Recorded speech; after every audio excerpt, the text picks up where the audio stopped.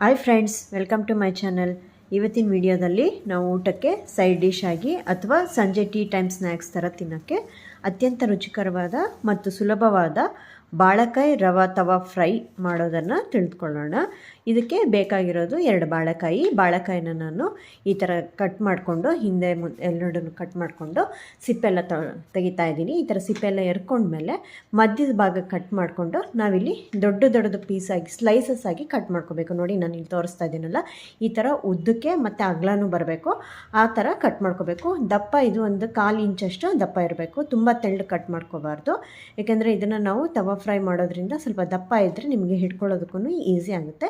ನೋಡಿ, ನಾನು ಇಲ್ಲಿ ತೋರಿಸ್ತಾ ಇರೋ ಥರ ಬಾಳೆಕಾಯಿನ ಈ ಥರ ಕಟ್ ಮಾಡ್ಕೋಬೇಕು. ಅದಕ್ಕೆ ಸ್ವಲ್ಪ ದಪ್ಪ ಇರೋವಂಥ ಬಾಳೆಕಾಯಿನ ಸೆಲೆಕ್ಟ್ ಮಾಡಿಕೊಂಡ್ರೆ ನಿಮಗೆ ಈ ಥರ ದೊಡ್ಡ ಸ್ಲೈಸಸ್ಸು ಸಿಗುತ್ತೆ. ನೋಡಿ, ಈ ಥರ ನಾನು 2 ಬಾಳೆಕಾಯಿನೂ ಸಿಪ್ಪೆ ಎಲ್ಲ ಎರೆದ್ಬಿಟ್ಟು ಈ ಥರ ತೆಗೆದು ಕಟ್ ಮಾಡ್ಕೊಂಡಿದ್ದೀನಿ. ಕಟ್ ಮಾಡ್ಕೊಂಡಿರೋಂಥ ಸ್ಲೈಸಸ್ನ ನಾನು ಉಪ್ಪಿನ ನೀರಲ್ಲಿ ಒಂದು ಸ್ವಲ್ಪ ಹೊತ್ತು ನೆನೆಯೋಕ್ಕೆ ಬಿಡ್ತೀನಿ.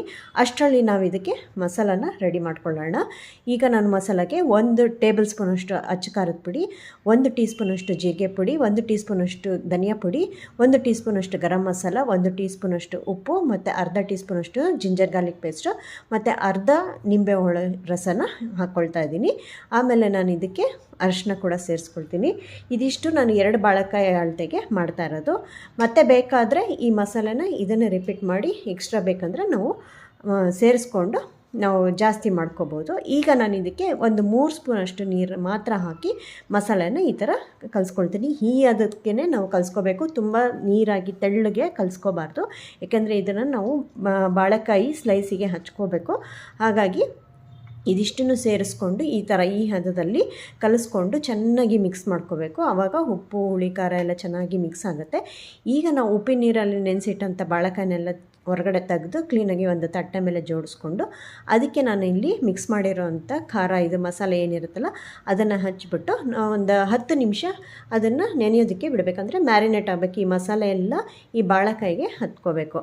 ಒಂದು 10 ನಿಮಿಷ ಇದನ್ನು ಹಚ್ಬಿಟ್ಟು ಈ ಥರ ನೋಡಿ, ಎಲ್ಲ ಕಡೆ ಹಿಂದೆ ಮತ್ತು ಮುಂದೆ 2 ಕಡೆನೂ ನಾನು ಹಚ್ತಾ ಇದ್ದೀನಿ. ಈ ಮಸಾಲೆ ಏನಿದೆಯಲ್ಲ ಇದು ತುಂಬ ಇಂಪಾರ್ಟೆಂಟು, ತುಂಬ ಟೇಸ್ಟಿಯಾಗೂ ಇರುತ್ತೆ, ಖಾರವಾಗಿ ಉಪ್ಪು ಹುಳಿ ಖಾರ ಎಲ್ಲ ಚೆನ್ನಾಗಿರುತ್ತೆ. ಇದು ತುಂಬ ಚೆನ್ನಾಗಿರುತ್ತೆ, ಮಾಡಿ ನೋಡಿ, ಅಷ್ಟು ರುಚಿಯಾಗಿರುತ್ತೆ. ಇದು ಒಂದು ಸತಿ ಮಾಡಿದ್ರೆ ಮತ್ತೆ ಮಾಡಬೇಕು ಅಂತ ಅನಿಸುತ್ತೆ, ಅಷ್ಟು ಚೆನ್ನಾಗಿರುತ್ತೆ.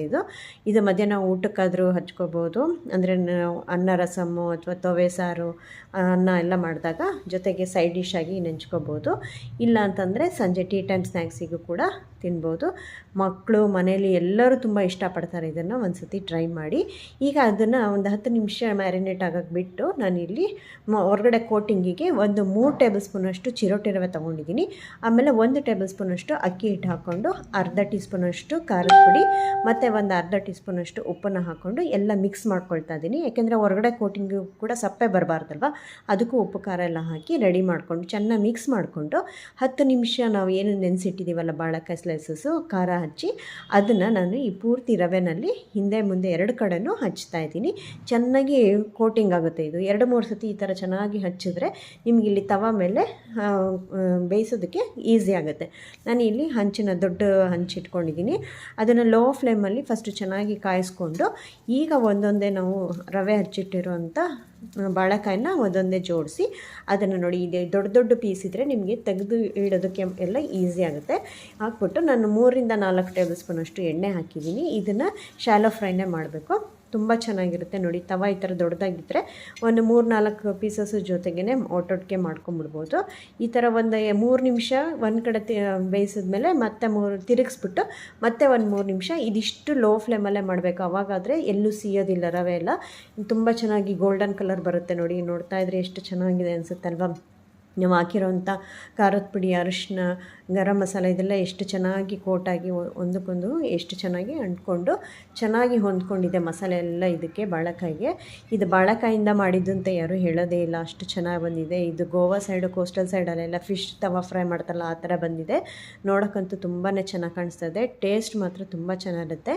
ಈಗ ನಾನು ಮತ್ತೆ ಇನ್ನೂ ಮಿಕ್ಕಿರೋಂಥ ಬಾಳೆಕಾಯಿ ಸ್ಲೈಸಸ್ಗೆ ಎಲ್ಲ ಮಸಾಲೆ ಹಚ್ಚಿಬಿಟ್ಟು ರವೆಯಿಂದ ಕೋಟ್ ಮಾಡಿ ಈ ಥರ ಮತ್ತೆ ಹಂಚ ಮೇಲೆ ಲೋ ಫ್ಲೇಮೆಲ್ಲ ಇಟ್ಬಿಟ್ಟು ಒಂದು 3-4 ಟೇಬಲ್ ಸ್ಪೂನಷ್ಟು ಎಣ್ಣೆ ಹಾಕಿ ಈ ಥರ ಮತ್ತೆ ಎರಡು ಬದಿನೂ 2 ನಿಮಿಷದಷ್ಟು ಬೇಯಿಸ್ತಾ ಇದ್ದೀನಿ. ನೋಡಿ, ದಪ್ಪ ಇರೋದ್ರಿಂದ ನೀವು ಈಸಿಯಾಗಿ ತಿರುಗಿಸ್ಬೋದು. ತುಂಬ ತೆಳ್ಳಗೆ ಮಾಡಿಬಿಟ್ರೆ ನಿಮಗೆ ತಿರುಗಿಸೋದಕ್ಕೆ ಕಷ್ಟ ಆಗುತ್ತೆ ಹೆಂಚ ಮೇಲೆ.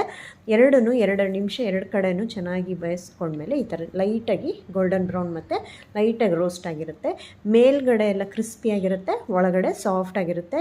ಬಾಳೆಕಾಯಿನೂ ಕೂಡ ಚೆನ್ನಾಗಿ ಬೆಂದಿರುತ್ತೆ, ತುಂಬ ಚೆನ್ನಾಗಿರುತ್ತೆ. ಮೇಲ್ಗಡೆ ಎಲ್ಲ ಕ್ರಿಸ್ಪಿಯಾಗಿ ಗರಿಗರಿಯಾಗಿ ಒಂಥರ ಖಾರವಾಗೂ ಇರುತ್ತೆ, ಒಳಗಡೆನೂ ಅಷ್ಟೇ ತುಂಬ ಸಾಫ್ಟಾಗಿರುತ್ತೆ. ಬಿಸಿ ಬಿಸಿಯಾಗಿ ರವೆ ತವಾ ಫ್ರೈ ತಿಂತಾ ಇದ್ರಂತೂ ಎಷ್ಟು ತಿಂದ್ವಿ ಅಂತ ಬಾಯೊಳಗೆ ಹೋಗಿದ್ದೇ ಗೊತ್ತಾಗಿರಲ್ಲ. ಟೀ ಟೈಮ್ ಸ್ನ್ಯಾಕ್ಸಿಗೂ ತುಂಬ ಚೆನ್ನಾಗಿರುತ್ತೆ. ಅನ್ನ ರಸಮ್ ಅಥವಾ ಅನ್ನ ತವೆ ಜೊತೆನೂ ತಿನ್ನೋಕ್ಕೆ ಸೂಪರಾಗಿರುತ್ತೆ. ನೀವು ಒಂದ್ಸತಿ ಟ್ರೈ ಮಾಡಿ ಹೇಗೆ ಬಂತು ಅಂತ ಕಮೆಂಟ್ ಮಾಡಿ. ಈ ವಿಡಿಯೋ ಇಷ್ಟ ಆಗಿದ್ರೆ ಲೈಕ್ ಮಾಡಿ, ಶೇರ್ ಮಾಡಿ, ಬೆಲ್ಲೈಕನ್ನ ಒತ್ತಿ ಹಾಗೂ ನನ್ನ ಚಾನಲ್ನ ಸಬ್ಸ್ಕ್ರೈಬ್ ಮಾಡಿ. ಮತ್ತೆ ಮುಂದಿನ ವಿಡಿಯೋದಲ್ಲಿ ಸಿಗೋಣ. ಅಲ್ಲಿವರೆಗೂ take care, heat healthy. Thanks for watching.